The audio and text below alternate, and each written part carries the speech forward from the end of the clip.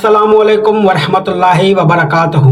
मियाँ बीवी के आपसी मामलात या औलाद की तरफ से परेशानी का शिकार या फिर मोहब्बत के हुसूल में आपको बार बार नाकामी मिल रही हो, बीवी या शोहर रूठ कर चले गए हो और खुदा ना ख्वास्ता खुला का केस कर दिया हो, तो ये वजीफा आपके इन मसाइल के लिए बहुत ही मुजरब साबित होगा और चंद दिनों के अंदर आपके तमाम मसाइल अल्लाह के हुक्म से इंशाअल्लाह ख़त्म हो जाएंगे।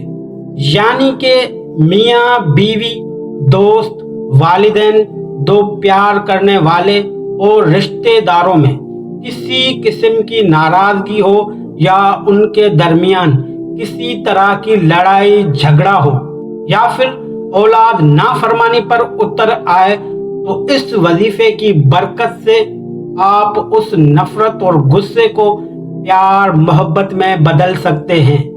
मियाँ बीवी, रिश्तेदार, मोहब्बत और नाफरमान औलाद के मामलात में किसी किस्म की नाचाकी या कितनी भी नाराजगी हो, तो इस वजीफे को कम से कम 21 दिन या 41 दिन तक विर्द किया जाए तो इंशाअल्लाह जिंदगी में सुकून और मोहब्बत की बहारें आ जाती हैं।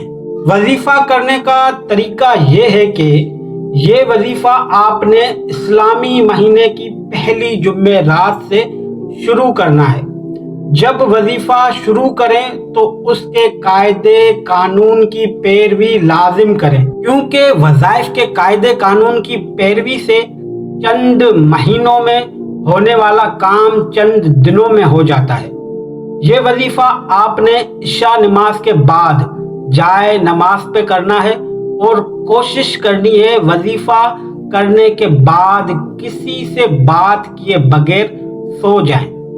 वजीफा ये है कि आपने अव्वल दुरूद शरीफ बारगाह हुजूर सल्लल्लाहु अलैहि वसल्लम 11 मर्तबा पढ़ना है। फिर उसके बाद सूरह फातिहा 111 मर्तबा और उसके बाद आयतल कुर्सी और आयत करीमा 11 मर्तबा पढ़नी है और फिर आखिर में दोबारा 11 मर्तबा दुरूद शरीफ बारगाह हुजूर सल्लल्लाहु अलैहि वसल्लम पढ़ना है।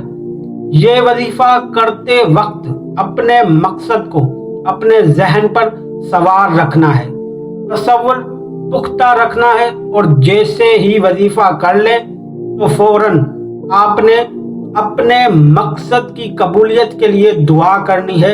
इंशाअल्लाह अज़्ज़ व जल चंद दिनों के अंदर ही इस कुरान करीम के जिक्र की बरकत से आपका मसला हल हो जाएगा। इस वजीफे के दौरान वज़ाइफ के कायदे कानून की पासदारी ज़रूर करें और मज़ीद वज़ाइफ और मालूमात के लिए हमारे चैनल को सब्सक्राइब करें ताकि हमारी हर मालूमात आप तक बराबर तरीके से पहुंचती रहे। अल्लाह निगहबान।